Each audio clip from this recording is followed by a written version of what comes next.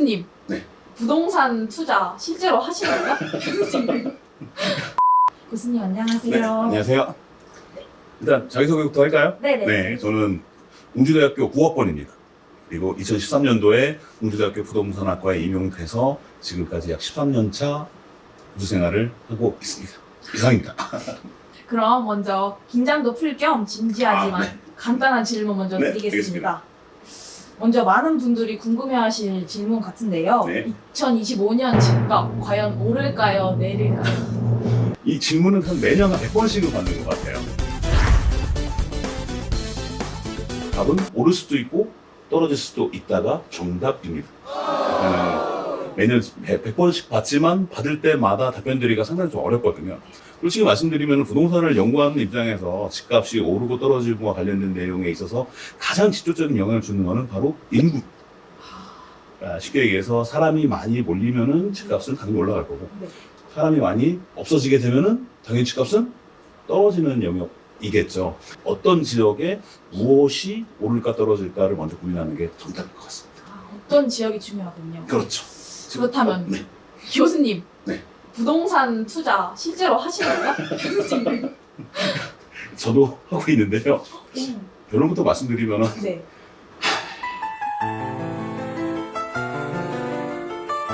일단은 네, 할 말이 없습니다. 기본적으로 다른 분들한테 제가 어떤 도움을 드리면서 컨설팅을 하면서 진행을 할 때는 정말 객관적인 시각을 바탕으로 객관적인 정보에 의해서 그분들한테 피해가 주지 않는 어떤 경각심을 갖고 이야기를 진행하는데요. 이게 그 대상이 저 또는 우리 집일 경우에는 완전히 다르더라고요. 그렇기 때문에 상당히 주관적인 용어로 이게 내용들이 파고들게 되면서 부동산 투자하지만 입니다. 죄송합니다. 그럼 요즘 사회적 이슈로도 많이 떠오르는 전세 사기. 혹시 전세 사기를 피하려면 꼭 알아둬야 할 팁이 있을까요? 진짜 상당히 좀 어려운 이야기 같아요. 이제 전세 사기라고 얘기하는 게 기본적으로 우리나라의 임대차 시장에서 보통 많이 발생하고 있는 내용들인데요. 임대차 관련된 법적, 제도적 영역들이 지금 점차 보완되고 개선되고 있긴 하겠지만 처음부터 완벽한 제도는 없는 거거든요.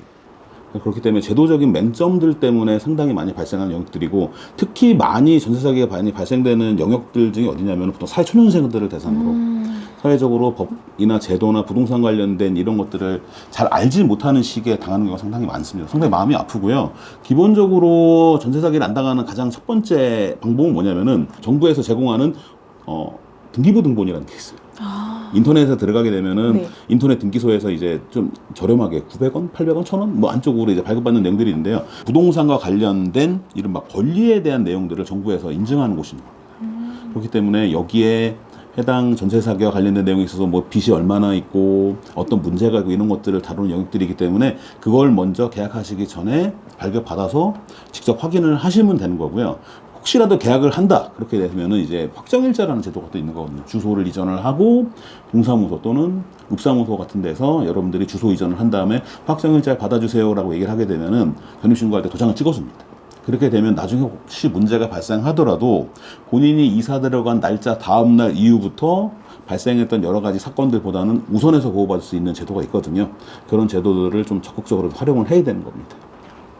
잘 알아보고 많이 검색하고 이러는 게 중요하고. 아, 그럼요. 그 주변에 이른바 부동산 관련된 좀 잘 지식을 아시는 분들이 좀 있으면은 물어보면 바로바로 얘기를 해줄 수 있는 영역이기도 하고요. 요즘에는 인터넷이랑 유튜브 같은 데 상당히 많이 나와 있기 때문에 내용을 보고 잘 공부하시다가 혹시 모르겠다 그러면 저한테 메일 보내십시오. 학생들 제가 필히 졸업하고 난 이후부터 AS 해드리겠습니다. 저한테 메일을 보내시면 됩니다. 네, 교수님께 메일 보내시면 됩니다. 다음 질문인데요. 네. 개인적으로 걱정이면서도 궁금한 네. 질문입니다. 소득보다 집값이 너무 높다는 이 현실. 혹시 해결 가능할까요? 반대로 여쭤보겠습니다. 우리 송민혜 단원님. 네. 집값이 높다라는 게 어디를 기준으로, 무엇을 기준으로 집값이 높다라고 생각하시나요? 죄송합니다. 이게 상당히 어려운 내용인데요. 어려운 질문인데요. 네. 아까 집값이 오른다 떨어진다 네. 얘기를 했을 때 그때 제가 힌트를 드렸던 것 같아요. 인구. 아, 네. 일반적으로 우리가 집값이 높다라고 일반적으로 얘기하는 것 같은 경우는 모든 사람들이 선호하는 지역의 집값이 높은 겁니다. 네. 이게 경제학까지 갈 필요는 없고 수요와 공급의 내용이거든요. 사람들이 많이 원하는데 뭐 물건은 많이 없다. 그러면은 서로 간의 경쟁이 일어나서 가격이 올라가는 게 현실입니다. 그렇기 때문에 우리가 일반적으로 집값이 높은데 소득이 적다 또는 소득에 비해서 집값이 높다라는 내용들 같은 경우는 우리 모두가 선호하는 지역들이 보통 그런 거예요. 선호하는 지역들 같은 경우 우리나라 사람들 중에 일부 더하기 전 세계 다양한 사람들이 같이 해당 지역들을 가지고 경쟁을 하기 때문에 집값이 올라갈 수밖에 없는 거거든요. 반대로 그렇지 못한 지역들 같은 경우는 집이 남아돌아요. 무슨 내용이냐면은 전국에서 가장 싼 아파트는 얼마일까 이런 것들이 나옵니다. 그 아파트는 1,000만 원이 안 됩니다. 그 지역은 소득보다 집값이 높은가요, 낮은가요? 낮을 수밖에 없는 거거든요. 네, 그렇기 때문에 이 내용들 같은 경우는 경쟁이라고 보시면 될 것 같아요. 그럼 다음 질문 드리겠습니다. 흔히 부동산학과 이렇게 학과 명만 들으면 네. 집 사고 파는 법 배우는 학과 아니야? 이렇게 생각하시는 분들도 네네. 많을 것 같은데요. 네네네. 부동산학과는 어떤 학문을 배우는 학과인가요?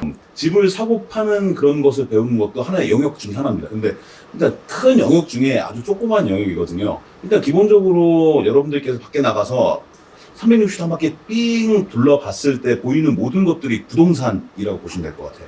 땅도 부동산이고요. 이 저희가 지금 있는 우리 학교도 부동산 영역 중에 하나입니다. 저희 같은 경우는 이 부동산과 사람 간의 관계의 영역을 배우는 학문입니다. 그래서 부동산을 매개체로 놓고 사람과 사람 사이의 거래는 아까 얘기했던 거 사고 파는 거. 그리고 부동산 관련된 공부의 정책과 규정이나 이런 내용들 같은 경우는 부동산 공법이라는 영역으로 들어가는 거고요. 그렇기 때문에 집을 짓고 사고 팔고와 관련된 모든 영역들이 보통 기본적으로 부동산학과에서 쓰는 학문이라고 보시면 될 것 같아요. 최근 들어서는 이제 프로테크니, 4차 산업이니, 디지털 트윈이 이런 내용들처럼 현재 지금 과학기술의 발전함에 따라서 나올 수 있는 여러 가지의 데이터들을 활용할 수 있는 영역들까지 전반적으로 다루고 있는 학과라고 보시면 될 것 같습니다. 많은 것을 배우는 학과군요. 네, 그렇습니다. 부동산학과에 진학하려는 학생들에게 전하고 싶은 한마디 있다면 부탁드리겠습니다. 일단은 도전하십시오. 뭐 다양한 분야로 진출할 수 있는 가능성이 상당히 높은 곳이기도 하고요. 그러니까 매년 저희가 이제 부동산인의 밤이라 그래서 홈커밍데이를 매년 진행을 하는데 그때 이제 다양한 분야의 졸업생들이 와서 학생들과 직접적으로 얘기를 하고 그리고 그렇게 얘기로 끝나는 것이 아니라 선배들이 후배들을 이른바 좀 데리고 갈 수 있는 좀 그런 시스템들이 어느 정도 갖춰졌어요, 이제는요. 1회 입학생의 심희철 교수님부터 시작을 해서 다양한 분들이 다양한 영역에서 활발하게 활동을 하고 있기 때문에 누구나 저희 학과 오시게 되면 다양한 영역으로 진로 설계를 할 수 있다라고 자신합니다. 네. 두바. 네, 감사합니다. 수고하셨습니다.